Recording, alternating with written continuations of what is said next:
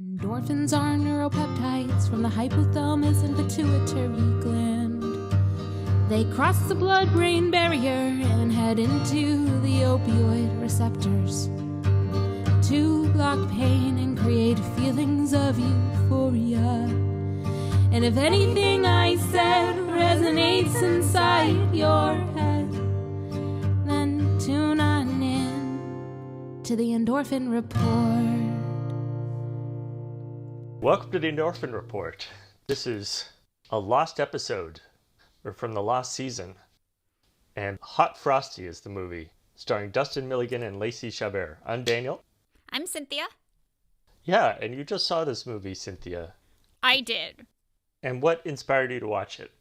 So I saw the trailer, and it just basically showed a guy who's a snowman who pops to life with abs, and I was like, no, thanks. And then I actually saw that it got good reviews, and I was like, really? So I was like, okay, I'm intrigued now. I was like, I gotta see what this is.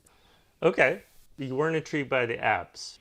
No, I just feel bad for the guys when they're really shredded. It's just like, oh, it's too much like Wolverine. And this guy, I mean, he just really needs to eat a bagel. It's just like, oh, God, they're so dehydrated. They're probably all taking diuretics. They're not drinking water during all of this. It's so disturbing. And so, I mean, this guy's probably been living on tuna and some really off-label supplements for a long time. It's not great. And he's shirtless for most of it, right? He is. The movie is basically made around his abdomen and torso and arms. And that's got to feel weird. Okay, so it got good reviews. That intrigued you. But this podcast is about your quest for endorphins. Yes. Well, let's go through the plot, and then we've got some segments after that, like what will happen the next day, will they make it, who can do better, and other things to deconstruct this movie. But I don't know what the story is, so why don't you tell me about it? So, it starts off with Kathy, Lacey Chabert, and she is basically in her house in the winter. Her house is totally, like, furnace is broken, she's freezing. Her roof is dripping. Her steps are broken. She's just a total mess in this gorgeous house. And all she has to do is, like, call the repairman. But she just doesn't have it in her. So she goes to her cafe that she runs, which is Kathy's Cafe, cafe with a K. So she is going in this cute little town, and they basically are also having a snow sculpture contest at the time. So everyone is designing snow sculptures. Okay. It is constantly snowing in this town every minute, but yet the accumulation on the ground is only about a dusting the whole time. Where is it located, in theory? In theory, some small American town, probably Canada. Probably Ontario. Summer in Canada. Uh-huh. There's just constant, like, little snowflakes, which are probably soap flakes or something else that are actually coming down. Uh-huh. So she's in her cafe that she's running, and then she goes and she visits this kind of like clothes shop owners, and she like comes in and they're all like, oh honey, it's kind of pretty obvious metaphorically she's broken and not taking care of her life and single and sad. The woman gives advice to her. She goes, you know what? On Christmas Day, I decided I had to go venture out and find love. So this woman went to a bar on Christmas and met a guy who was sitting alone at the bar and then later married him, which is not, I would say, the best dating tactic. Christmas Day. Yeah, Christmas Day. The guy who's sitting alone at the bar on Christmas Day, that's who turned out to be the love of her life. What if it was Santa? Like, he was all done the night before and now he's just going to a bar? He's just going to a bar to just drink it off. Uh-huh. Yeah. But it wasn't, because she's not on the North Pole. She just runs a small clothes shop, So that's her suggestion for Yeah, her suggestion is Kathy? that she needs to literally, quote unquote, go out into the cold. Good things come to you when you're out in the cold. So she gives her a scarf. Uh-huh. She's like, I found this scarf. You need to have it. I just know it's for you. And then she's like, okay. So then Kathy leaves and she goes to the snowman competition and looks at the snowman. And there's just some big snowmen.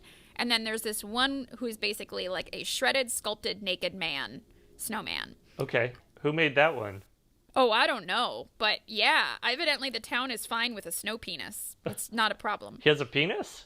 He does. They don't show it, but they definitely show that the snow mound ends below the penis.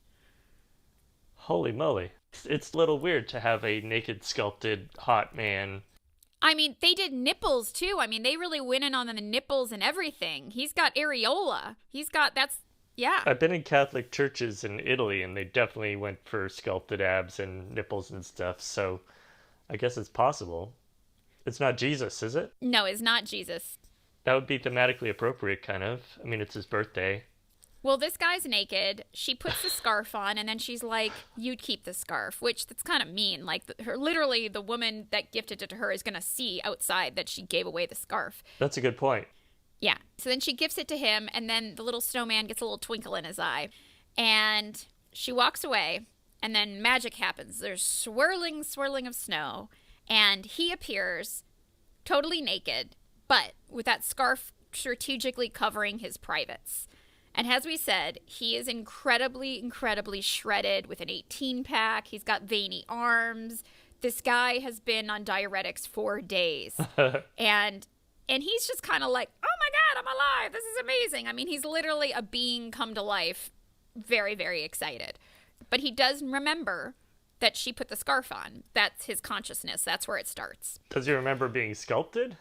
No, he remembers the scarf putting on her, and he remembers her. That's his level of consciousness. So a couple sees him walking naked because, I mean, he's very comfortable outside. His body temperature is freezing. He doesn't want to, get inside and get warm.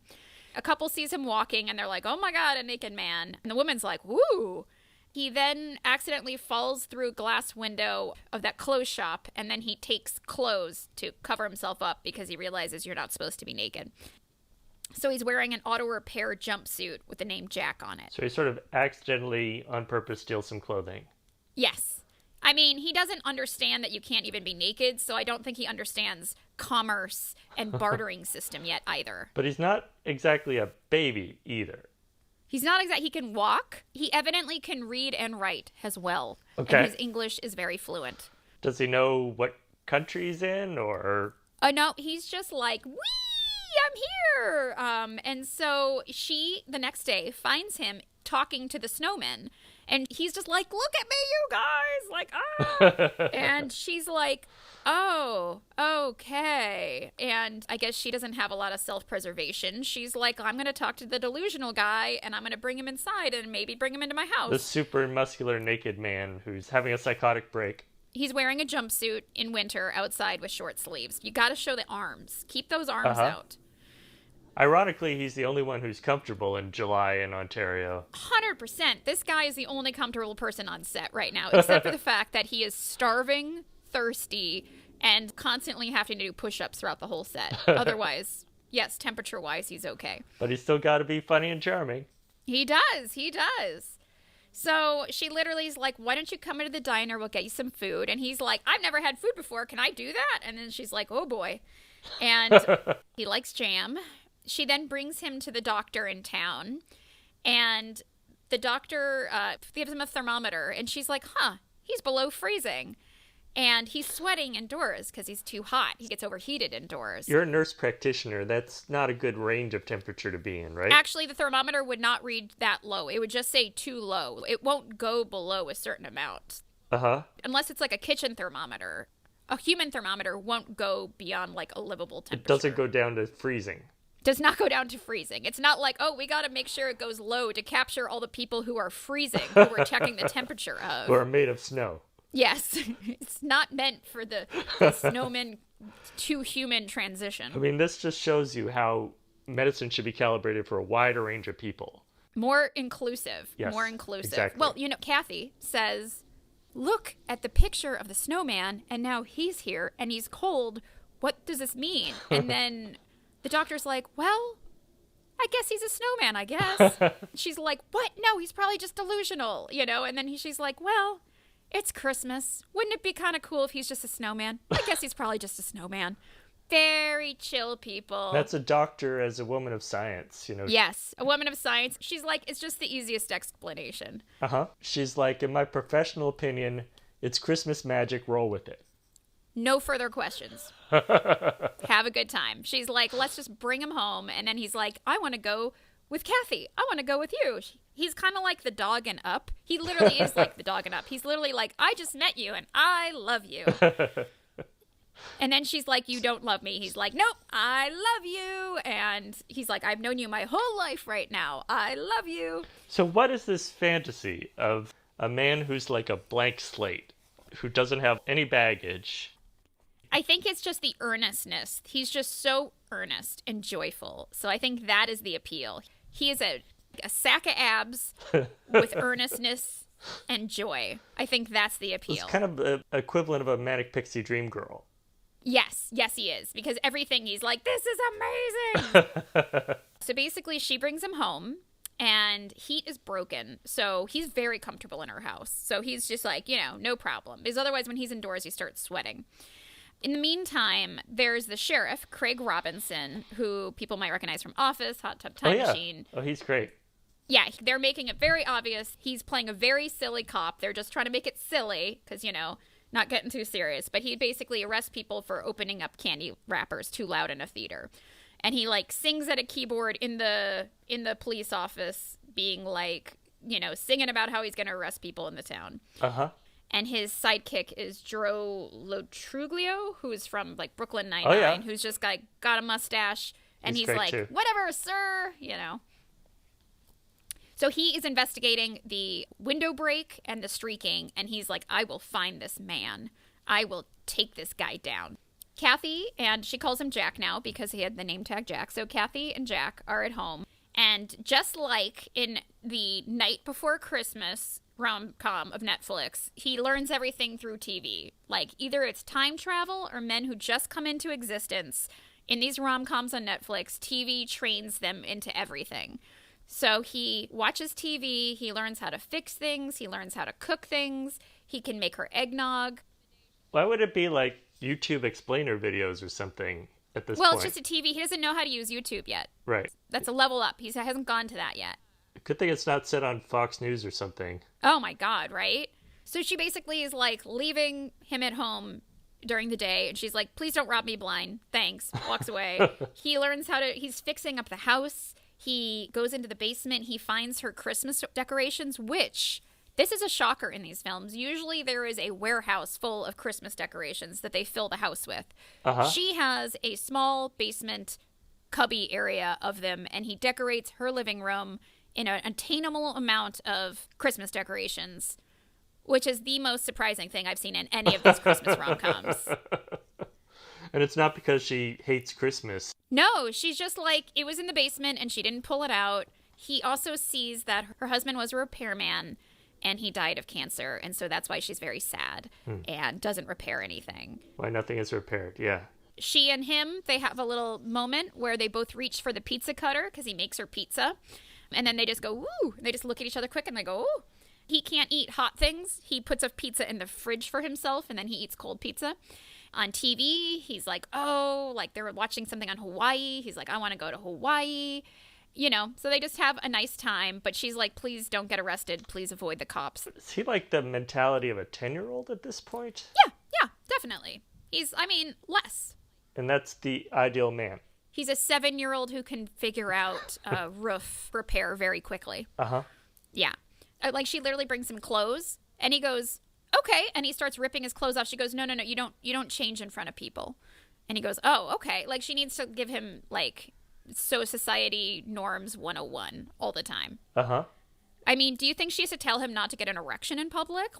There's a lot. Yeah, don't touch yourself in public. There's a lot, because he's like, oh my God, I have a ding-dong, So basically, at some points, he's outside, shirtless, fixing her thing. He causes a woman to get in a car crash because she's looking at him.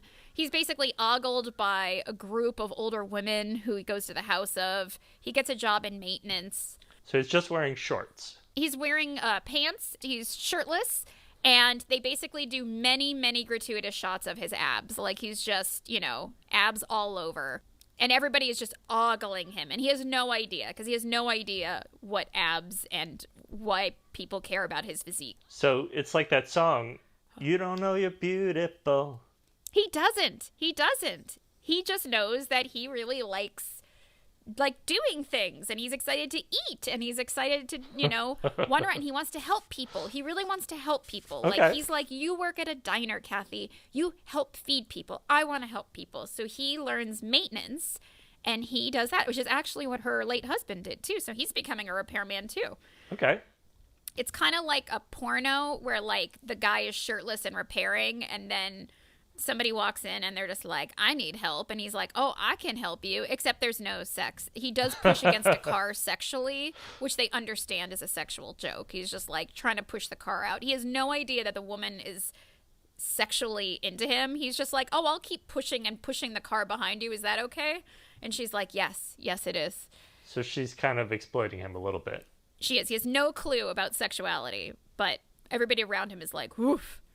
So, okay. So then, let's see. He also knows that he may not exist forever. He doesn't know what will happen. He doesn't know when he's going to melt or just disappear because he doesn't know why he's here anyways. So he just wants to live life to the fullest. So they, like, make cookies together. He helps organize a school dance because that's part of his maintenance job is decorating a school dance. Everybody loves him. He's, like, buddies with everybody. He's okay inside for periods of time as long as he runs out and, like, dives into snow once in a while to cool down. You know, they make cookies. She, like, bites the snowman cookie off in front of him, and he, like, has a little disturbed look, which is kind of a cute thing. Also, at some point, she's kind of cries that she's a mess after her husband died, and he consoles her. He apologizes to the store owners that he broke their glass. He replaces their glass. He finds out about online shopping and doesn't realize that her credit card is in the system, so he buys a bunch of stuff. Luckily, does not make her go broke. So he gets uncomfortable, but he doesn't literally melt in the warmth. He just sweats a lot. Yeah, he just sweats a lot and needs to, like, eat ice inside and things like that. So, yeah, he starts sweating a lot and not feeling so good. So then Jack asks Kathy to the dance, and then he's like, well, I don't have a suit. So then they do literally a Pretty Woman montage with the song. They got the rights to the song, where they go into a fancy place and he tries on suits and she buys him a suit. I will tell you, the suit is probably $10,000. You and I once went into a suit place. Like, how much do you think suits cost in one of those places where you have a person and they, like, bring you in for a special fitting? Oh, and my they literally God. give you champagne while you're waiting. Yeah, we're talking definitely the 5,000 to 10,000 range for starters. Yeah. She's got savings, evidently. So then they go to the school dance, and then they go outside, and they almost kiss, but then he pulls away from her and starts to walk away. So she just literally got rejected by a snowman. And Oof. yeah, right? And she's like, what did I do wrong? And he's like, I don't want to leave you behind because I don't know how long I'll be here, and that's not fair to you, because he knows that she's lost her husband before, which is, that's sweet. A lot of emotional intelligence for someone He who... has some emotional intelligence. He's developed some, so that's great. So then she has a party at the diner. The sheriff walks in, and I'm going to stop there, and then you need to tell me what happens in the rest of the whole film and how it ends. It's on you now. That's a tough one because, we know how the song goes. That he does melt in the end, but that seems too sad for this. The last thing was that there's a party. She's having a party at the diner, like a Christmas party, and the sheriff walks in. Okay. The sheriff says, I've located the culprit. I'm going to take him down. So they go on the run together. Not very far, just within the town. And he's like, I always knew my time is limited. I've got to go. I've got to do this thing, but I'll always care for you. And he gives her the scarf. And then he goes somewhere warm and melts. This part is foggy for me, because how did they make that not horrifying? Yeah. But anyway, he sacrifices himself rather than cause trouble for other people. And then she finds a note from him that says, we can still be together in the summer. Just put the scarf around a sand sculpture of me. And then it'll only be the elbow seasons that we won't be able to be together. Okay, so he will be a sand sculpture, or he will be well, there's always sand, honestly, and sand doesn't melt, so sand seems like a much better substance to That's come right. from. Okay, so they shift over to being a sand sculpture, and she sculpts him from memory, every little ab, and then they can be together through all the seasons. Yeah. That's my ending. She might even give him extra abs for all we know. That's right, or extra length or something. Yep, I counted the abs. There's an 8-pack. Wow. Yeah. Is that even anatomically possible? Oh, yes. It's just like, but this isn't just an 8-pack. This is like a big 8-pack. So, yeah. I'm just worried for his kidney health. It's not good how much protein he's probably having. But okay, that was my sand sculpture, is how he comes back when all seems lost. Okay, so sand sculpture. And then they live together happily with him wearing a scarf. That's right. As the scam sculpture. A heroic and sad moment of him sacrificing himself in the warmth. Okay. Yeah, well, I mean, that was some good out-of-the-box thinking. Without like a Cronenberg-esque face-melting sequence. You would just dissolve into the snow, I suppose. Okay, so what happens is it's actually darker than you would think. Whoa. Yeah, for a minute. So the sheriff walks in and has proof that Jack was streaking. So he arrests him. Mm-hmm. And Jack is like, he's very earnest. He's like, I did something bad. I was naked in public. I shouldn't have been. Okay. So far, I'm right on. Yeah. So he gets arrested and he's brought to the police station and he has no fingerprints. They're just blotches. His fingerprints should be like snowflakes. They're just, oh, that's true. But no, they're just blotches. And he's like, oh my God, you're a sleeper agent.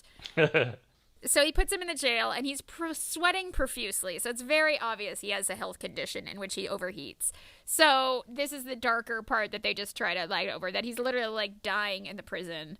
That's not great. Yeah, I thought of that, but I didn't want to go there because... I know, right? You would think, let's not go there. Police brutality. They go there. But then they try to just make it, it's just Craig Robinson. They're like, he's just a silly cop. So then what happens is she tries to bail him out. They're in the town and she's like trying to get the money. She evidently doesn't have $2,000 because maybe she spent the $10,000 on his suit to bail him out. And then the town doctor in the whole party is like, well, guys, he is a snowman. And they're like, what? They're like, yeah, he's a snowman come to life. And everyone goes, oh, okay. No problem. Nope. Everybody's fine with that. No problem. Oh, did I forget to mention to you guys? He's a snowman. It's not a secret. I mean, the doctor said it, so no further questions. Yeah. Then the townspeople come out and demand that he be let go. Okay, that's kind of sweet. And then finally, the sheriff finally kind of gets a heart and he's like, all right, I'll let him out. But he's literally passed out and almost pretty much dead. So that's dark. So they literally bring him out on to the snow outside, and the doctor, I guess, who can still diagnose snowman become human man, she's like, he's gone. So then Kathy goes, I was falling in love with you. Please don't leave me. And then she kisses him. And then she takes his scarf off because evidently his scarf was like his life force. And then the whole town starts to walk away from his body, his human body corpse on the snow. And they just are going to leave that corpse there and go, well, that was too sad that the snowman turned human is now dead because of over-aggressive policing. Right. Putting somebody in a too hot condition so that they die, that's what the police did. They're just walking away. But then, don't worry, the darkness only lasts for 3 seconds. He pops up and he's like, Kathy. And everyone goes, whoa! And since she runs over to him, and he's a real boy. He's human. He's cold. He's a human person. And then she kisses him, and everybody cheers. And then they celebrate Christmas together, and then he gives her a repair book, and he says, your real second true love should be yourself. And then she fixes her own furnace on her own, which is, I would not say advisable. And then she buys them tickets to Hawaii, and they leave the next day. She's able to afford tickets the next day to Hawaii at Christmas time, probably one of the most popular times. So, the end. Okay. Yes. What was this magic of him turning back into a human? Was the scarf keeping him a snowman? In the beginning, he felt that the scarf was his magical force, but then he just became a human. He just became one, just like that. Done. All right. Segments. The next day. The next day. So what happens the next day now that they're going to live the reality of he is now a human man. Right. And he still doesn't understand everything. He's just an earnest, joyous human man who now has normal body temperature regulation. Uh-huh. Normal metabolism. And people are going to be like, I remember him when he was so shredded, and now he's just an average guy, is what's going to happen. You should have seen him back then, boy. I know, he's not going to go to the gym for 3 hours a day and only eat tuna. Okay, but he's still got handyman skills. So he can work. He's still popular in this small town. This is what I think happened. The magicness that created him to go from snowman to human and then real human also has enough magic in it, because I mean this is pretty magical, to then give him a wallet in his pocket that has a social security card, an ID, and insurance card. So I think he needs identification, and I think the magic is enough magic in it to give him a like record of like, so he could actually exist in the world. There must have been some magic in that old wallet they found. When they opened it up, it had a social security information. I mean, and a green how card. else is he going to get on the flight? He's not going to just go on the flight and be like, it's just me. He needs an ID. Somehow he needs a driver's license. Like, he needs something. Otherwise, we went through this in Night Before Christmas. It's not easy to live off the books with no identification possible. Right. Yes. Okay. So, yeah, let's posit that magic. They're on the plane to Hawaii the next day, apparently. Oh, yeah, they are. They're on the plane to Hawaii. Well, so, yeah, she has to then, for the next year, teach him social norms of things not to say, and he's gonna definitely do some embarrassing, cringy things. But the good news is the town will be very understanding because they know he's just a snowman turned human. He's their Pinocchio. So funny story about Jack. People are gonna be a little bit more allowing of him, so that's good. Give him a little extra patience. He was a snowman. He just came into being. So are they romantically committed to each other? The next Okay, day? they're kissing, so yes. So it would say, will they make it? Will they make it? Next segment. Next segment. Will they make it? Uh-huh. I would say I would feel pretty rough dumping my human ex-snowman who came to life for me. That's a lot of guilt. So I definitely think she's going to try to make it work. So you think the story of how they came together is so compelling that that in itself is a reason to stay together? I think the fact that she really appreciates how earnest and joyful he is and how much he wants to help. And given she was in such a slump, that is really amazing to her right this minute. Right. 2 years down the line, hopefully he'll have grown more when she'll be like, it wears off a little bit. She'll be like, ugh, all those other things. All the mishaps will happen will be a little harder. But, you know, maybe they will make it. So it's somebody who has absolutely no baggage. He has no childhood. Yep. He has no friends that come with him. Yep. He's never read a book or watched a movie. He's never listened to a right-wing podcast.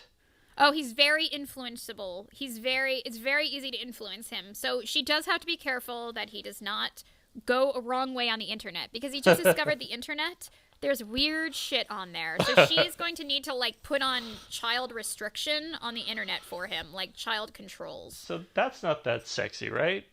No. It's just like, he'll be like, you know what I learned today? And she'll be like, oh, no. So, yeah, it's a lot of, like, trying to, raise him. She has to raise him. Right. And he's a sweet guy, but she has to raise him. And that's a lot. So in terms of, if we were saying, can one of them do better? Like, what we have a segment, who could do better? Okay, we're switching to another segment. Sorry, I'm just like, oh, just feelings. So who could do better of them? I mean, she was really in a slump, and it was a very small town. He is the best option in the actual small town. He evidently is the only option. So if you were going from the population of people in that town, he's the only best option. He's the only man I saw. He's the only guy between the cops I saw that were, like, of her age. So it's, either him or a cop. Either him or a cop. So all snowmen are nice. Yes. All cops are bastards. I think there's not too many options in that town. So if we're only going town-based, okay, I guess. She could drive one or two towns over. I know. She's like, okay, so if I only go based on my town, I have to raise the snowman, but at least I can form him into the man, continue to keep him a good man. But then if I go to another town, maybe I'll meet somebody else who, like, I don't have to do so much training. Can have an adult conversation with. Like, she probably had to potty train him. She literally probably had to potty train him. He's definitely got the best abs for miles around. Yes, but those are going to be gone in 5 minutes. So you think she can do better? If she left the town. He can't really do better than her because she's very sweet and she's very supportive and she thinks he's a delusional man talking to Snowman and she's like, let me help you. So I guess, she's perfect for him in that respect. So he lucked into somebody kind. Yes. I mean, but he also came to life because of her kindness. She brought him to life. She literally willed him into being accidentally by putting a scarf on him. Was that really kindness? Okay, that wasn't kindness. That was just her going, fuck this woman for giving me a scarf. I don't need this. I don't need to find a man right now. Putting it on him and being like, well, you're a hottie. I'm going to walk away from these abs. So we don't have huge evidence that she's nice. No, we have evidence that she's actually very nice. All across the town, she's always looking out for everyone. She's always bringing people food. She's always, talking to them. They established very early. She's, in her diner. She's like, how are you? I need to get you special pancakes. She's bringing the clothes shop people food because she knows they won't have time to eat. She's taking in the delusional guy who, and leaving him in her house and going, just please don't rob me, but I'll, let you do whatever you want in my house. She's very nice. Yeah. Okay, so her identity is actually completely around caretaking. Yes. She's very caring. She's trying her hardest to be nice and caring for people, and she's very, very lucky that he is not actually a delusional serial killer. She's just lucky that he actually is an ex-snowman. It happens. It does, evidently. Okay, you versus ooh. Okay. So, you gotta explain it because that evidently is a confusing title, quote unquote, per your brother producer. That's right. So you versus ooh is about wooing tactics. It's like ooh versus ew. It's better the way you said it. Which are things that one does to the other to try to gain their affections that is gross or creepy versus what's sweet and charming. Yes. So, he fixes stuff in her house. That's sweet. That's good. He asks her on a date. He asks what is the best way to ask her out. He asks the cop sidekick for help to ask how does he know how to kiss her? How does he know how to dance with her? So, him doing romance research, very sweet. I see that. Him caring about her feelings, the fact that he might leave soon. That's very sweet. He makes her food. He repairs her house. He wants to help people. He's just he's a very sweet guy. There's a part of this that is really, really reductive as far as what's appealing to women, in the sense that it's repairing stuff, reaching things that are high while being shirtless with abs. Abs, just like an ab-full repairman, is evidently, who's very earnest, is evidently what people need. Yeah. Everybody is totally allowed to ogle him because he doesn't understand it. Yeah, the gender swap version of this is very gross. Oh, so gross. so gross. I made a hot snow woman that I can mold to be whatever I want. Yep. She's just walking around in bikini outside. And she doesn't know that she's sexy. Yep. And they're having her hump something accidentally. It's quite gross. but they pull it off because the guy is so earnest. And then they're kind of well, the women who are openly ogling him are in their 60s and 70s. So they're kind of just let it happen. Okay, what about you? Ew. Does he come on too strong at any point? I guess ew is him just being I love you. And she's like, oh, you don't. But he doesn't know. He honestly doesn't know. So nothing he does is coming from a bad place. It's all from a naive place. So I guess ew is the naivety. Is that how you say it? Naivety? Naivety? That's hard to say. Is him naiveness? Being naive about life. It's the fact that he's childlike. Right. It's gross. But none of it is bad intentioned. When he says "I love you," is it possible he's saying it like to a mom? He's kind of I love all this and I love you, and she's you don't love me because you don't know me, and you shouldn't say that right away to people because you need to know people. And he goes, "Oh, okay." So he takes notes. That's fair. He goes, "Okay." What about the thing that he says towards the end? That's interesting. Your first love affair should be with yourself. Your second true love should be with yourself. Your second true love should be with yourself. I think that's fair because she should not go I'm going to be a broken, cold mess until I meet another man. She needs to heal herself and not have another man heal her. Though he does heal her. Yeah, it's kind of lip service to that, but... Yeah, but don't worry, she learns how to prepare her own furnace. So they're showing that she is going to do some of the legwork too. She's not going to just rely on him for that. Okay, but mostly they're going to be together all the time and go to Hawaii together and so forth. She needs to now heal herself, and she needs to raise him to be a functioning society and not get arrested for doing weird stuff, like being like, oh, I was bored on the plane, so I decided to touch my ding-dong, and then she'd be like, no, like... This is kind of the previous segment, but don't you think that maybe this is like the guy she needs to break her out of her funk, but not the guy she needs to be with? Well, I said it is really hard to dump your human ex-snowman. It's just... Right. That's a lot of baggage there. Like, I came alive for you. So you really try to make that work, whether it's the best decision or not. But, like, if we think of meeting a much younger guy who's full of joy and abs, like, that's a fling, right? That's I'm getting my groove back as a widow. Yes, he's a good rebound of, like, healing. I don't think she needs to marry him. Yeah. But I think he'll be better husband material once he's learned more things. Roughly everything. Yeah. After many years of him being more normal, she'll be like, great. But it'll be a lot of work. She has to raise him. Gotcha. That's a little ew. But I guess some people are into that. Yeah. She gets to, literally, like you make your own snowman, she gets to form him. Like Build-A-Bear. She gets to build a bear. She gets to build a husband. So. All right.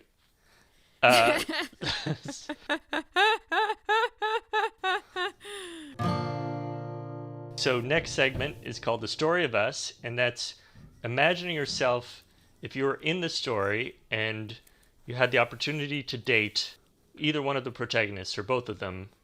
Yeah. At different times. What would that be? Like? Her, no, she's too bland. She's just very bland and very like blue. Him, have we gone over before? He is basically, it's like dating a sweet golden retriever. You want to hang out with them and you want to pet them. You don't want to kiss them. I don't want to have sex with him because he'd literally just be like, wee! Like, it's just... like Amelie. He'd just be so excited. So I just like, no, I would like to hang out with him. I don't want to be romantic with him. He's my sweet golden retriever friend, and I don't want to raise a man.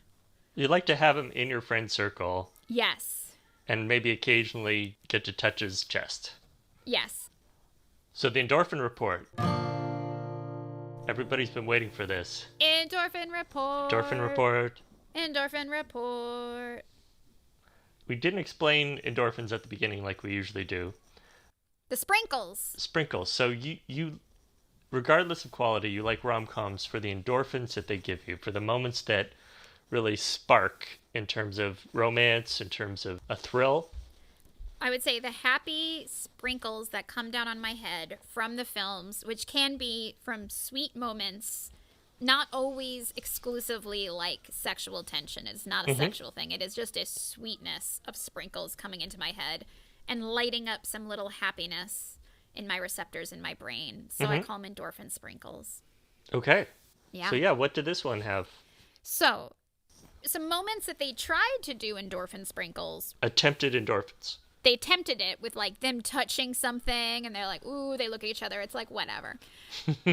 When they almost kiss, that was some endorphin. I was like, yeah, that's sweet. And then when they kiss in front of the townspeople when he was just a dead corpse and now he's popped back up, not endorphin-y. I'm not into public making out. It's not my thing. I was not endorphin-y there. That was their attempt. I was like, no thanks. And then at the end, she buys him a Hawaii trip. He acts like a normal person for a second. He's just like, thank you, and kisses her. That was sweet because he was actually being a non-golden retriever. He was being more of a guy. So it wasn't big on the big romantic feelings, but... No. I would have definitely edited out the whole cop thing and just switched it to something else. But enjoyable enough that I was like, well, that was nice. That was a nice time. Okay. That's your overall consensus. I would say, let's see, this film would be endorphin-y enough when you are sick on the couch and you're like, I am not getting up, and it is in December, and you're having your December cold that you get every year, and you're lying there and you're like, I feel like no energy to get up. I need to watch something. This is excellent. Excellent. Yeah. Well, I hope you enjoyed this lost episode, listeners. Goodbye. Then tune on in for the Endorphin Report.